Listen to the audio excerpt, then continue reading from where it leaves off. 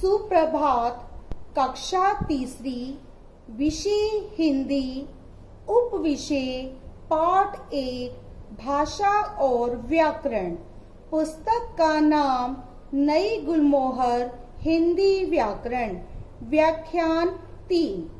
जैसे कि हम पिछले 2 दिनों से पाठ 1, भाषा और व्याकरण का अध्ययन कर रहे थे, तो बच्चों आज हम पाठ 1, भाषा और व्याकरण की एक बार फिर से दोहराई करेंगे।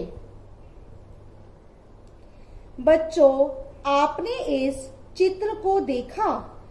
इस चित्र में कौवा काव काव करके अपनी बात कह रहा है और इस चित्र में कुत्ता भो भो करके अपनी बात कह रहा है। क्या आप कौवे और कुत्ते की बातचीत समझ पाए? नहीं, क्योंकि यह भाषा नहीं है। अब मैं आपको एक और चित्र दिखाकर समझाना चाहती हूँ कि भाषा क्या है। इस चित्र में 2 बच्चे, लड़के का नाम है अमन और लड़की का नाम है अनु। ये दोनों बच्चे आपस में बातचीत कर रहे हैं। अमन अनु से कह रहा है, कितनी हरी भरी घास है, क्या इसे तोड़ दूं? तो इस प्रश्न को सुनकर अनु ने कहा, नहीं अमन, हमें कभी भी फूल, घास, पत्ते नहीं तोड़ने चाहिए। इसे पढ़ते ही आप समझ गए होंगे कि ये दोनों बच्चे क्या कहना चाह रहे हैं। अतः भाषा वह है जिसे हम अपने मुख से उच्चारित करते हैं और जिसके द्वारा अपने मन की बातें दूसरों तक पहुंचाते हैं।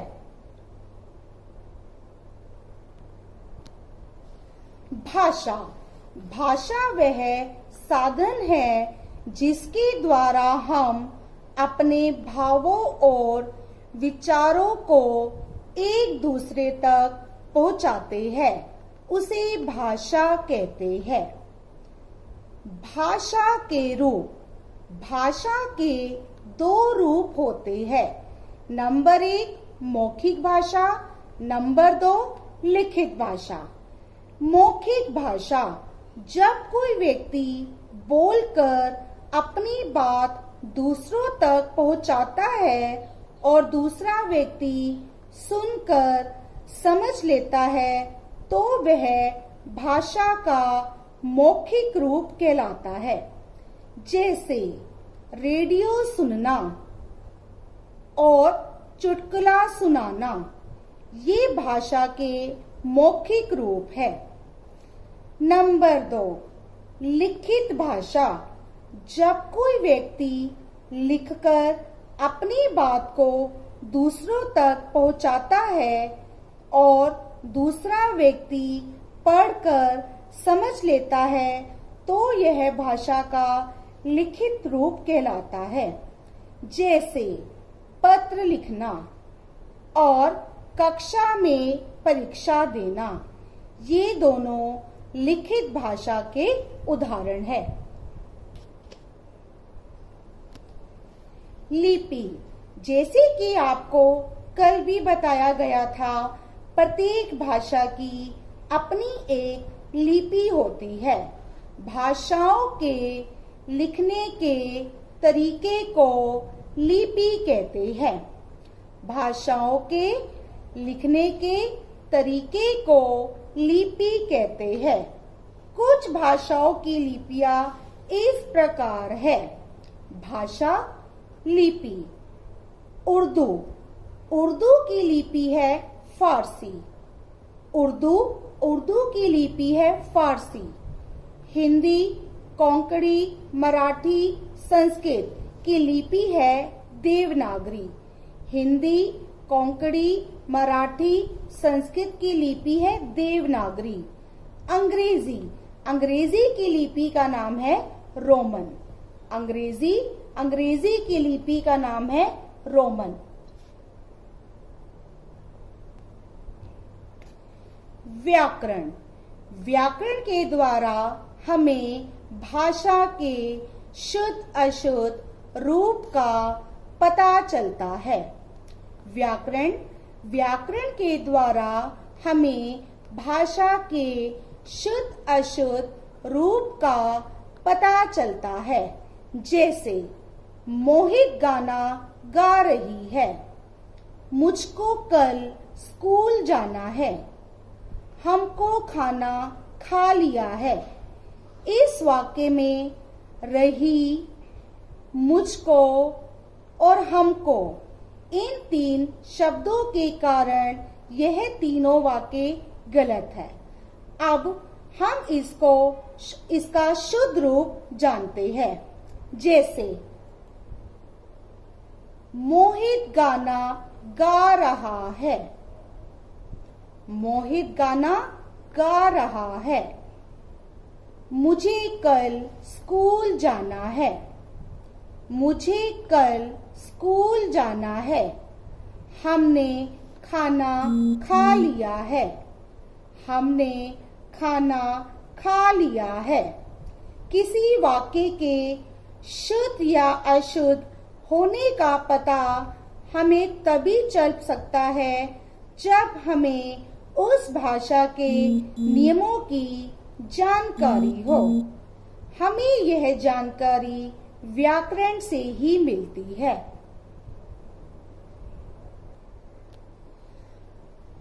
भाषा और व्याकरण की दोहराई करवाने के बाद मैं आपको गृह कार्य देना चाहती हूँ।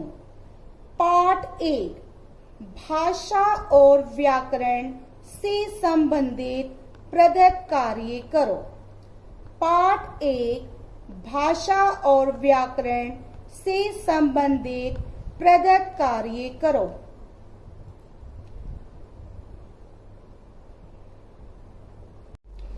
इस प्रदत्त कार्य में आपको 4 प्रश्न दिए गए हैं।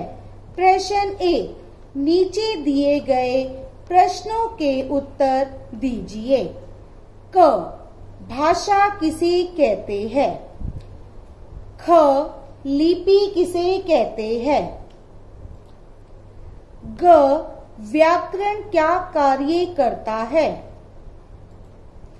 प्रश्न 2, नीचे दिए गए चित्रों में प्रयुक्त भाषा के रूप लिखिए। इस प्रश्न में आपको मौखिक भाषा और लिखित भाषा के बारे में बताना है। यह चित्र किस भाषा से संबंधित है? प्रश्न 3, सही कथन के सामने सही तथा गलत कथन के सामने गलत का निशान लगाइए। क, भाषा भावों और विचारों को व्यक्त करने का साधन है, सही है या गलत है? ख, भाषा के 2 रूप होते हैं, लिखित और मौखिक। ग, पशु पक्षियों की बोली को भाषा नहीं कहा जा सकता। घ, संसार में सभी लोग एक ही भाषा बोलते हैं। अण, व्याकरण हमें भाषा के नियमों की जानकारी देता है। प्रश्न 4, भाषा और लिपि का मिलान कीजिए। भाषा, लिपि, इसमें आपको इनका उचित मिलान करना है। क, मराठी, ख, उर्दू, ग, पंजाबी, घ, जर्मन, गुरुमुखी, रोमन, फारसी, देवनागरी। अब हम व्याख्यान 2 से संबंधित गृह कार्य की जांच करेंगे। नीचे दिए गए प्रश्नों के उत्तर कॉपी में लिखिए। आशा करती हूँ कि आपने प्रश्नों के उत्तर सोच समझकर अपनी कॉपी में लिख लिए होंगे। क, लिपि किसे कहते हैं?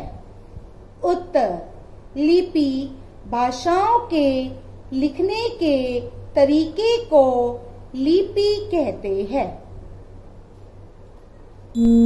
ख, हिंदी और पंजाबी की लिपि लिखो। उत्तर, हिंदी की लिपि देवनागरी और पंजाबी की लिपि गुरुमुखी है। ग, मेरा स्कूल विषय पर कोई 5 वाक्य लिखिए। उत्तर, नंबर 1, मेरे स्कूल का नाम वेस्ट एकेडमी वरिष्ठ माध्यमिक स्कूल है। नंबर 1, मेरे स्कूल का नाम वेस्ट एकेडमी वरिष्ठ माध्यमिक स्कूल है। नंबर 2, यह पटौदी में है। नंबर 2, यह पटौदी में है। नंबर 3, इसका भवन बहुत बड़ा है। नंबर 3, इसका भवन बहुत बड़ा है। नंबर 4, इसमें 2 खेल के मैदान भी है। नंबर 4, इसमें 2 खेल के मैदान भी है। नंबर 5, मैं अपने स्कूल से बहुत प्यार करता हूँ। नंबर 5, मैं अपने स्कूल से बहुत प्यार करता हूँ। धन्यवाद।